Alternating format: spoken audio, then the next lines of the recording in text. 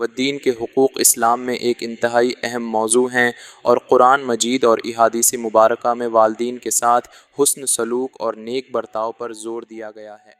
انسان کا پہلا فرض اللہ تعالی کی عبادت ہے، اس کے بعد سب سے اہم فریضہ والدین کی خدمت اور ان کے ساتھ حسن سلوک ہے، خاص طور پر جب وہ بڑھاپے میں پہنچ جائیں۔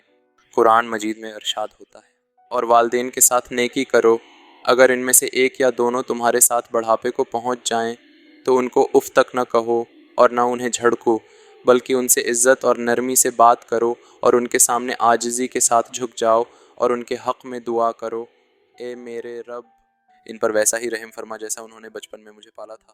والدین کی محبت اور پرورش کا ذکر کرتے ہوئے قرآن ہمیں یاد دلاتا ہے کہ اور ہم نے انسان کو والدین کے ساتھ حسن سلوک کی تاکید کی ہے۔ اس کی ماں نے اسے تکلیف سے اٹھائے رکھا اور 2 سال میں اسے دودھ چھڑایا۔ یہی وجہ تھی کہ نبی کریم صلی اللہ علیہ وسلم نے ماؤں کو ایک خاص مقام عطا کیا۔ ایک آدمی نبی پاک صلی اللہ علیہ وسلم کے پاس آیا اور کہا، میں جہاد میں شامل ہونے کا ارادہ رکھتا ہوں اور آپ سے مشورہ لینے آیا ہوں۔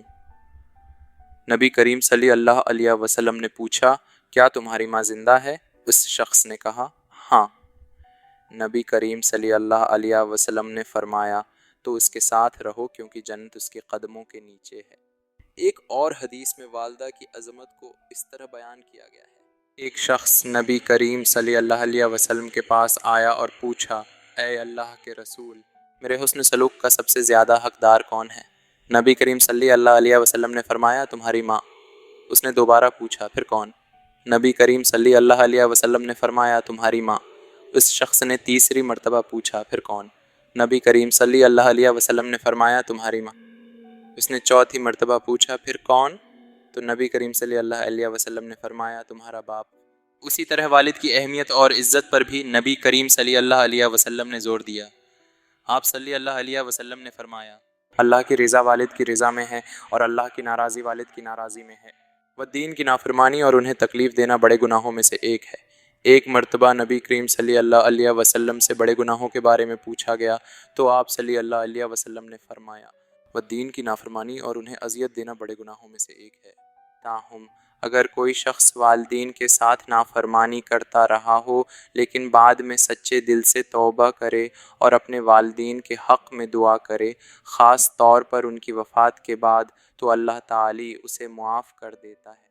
قرآن ہمیں والدین کا شکر ادا کرنے اور ان کی فرمان برداری کا حکم دیتا ہے، اور ہم نے انسان کو اپنے والدین کا شکر گزار بننے کا حکم دیا ہے۔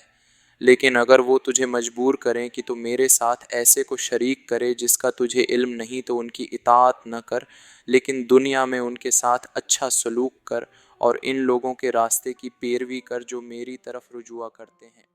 دین سے محبت کرنا، ان کے حق میں دعا کرنا، ان کی خدمت کرنا اور کبھی ایسے کام نہ کرنا جو انہیں ناراض کریں، یہ سب قرآن مجید کی بنیادی اخلاقی تعلیمات ہیں۔ ہمیں ان اخلاقی اقدار پر عمل پیرا ہونا چاہیے تاکہ اللہ تعالی ہم سے راضی ہو اور ہمیں دنیا و آخرت میں اپنی برکتوں سے نوازے۔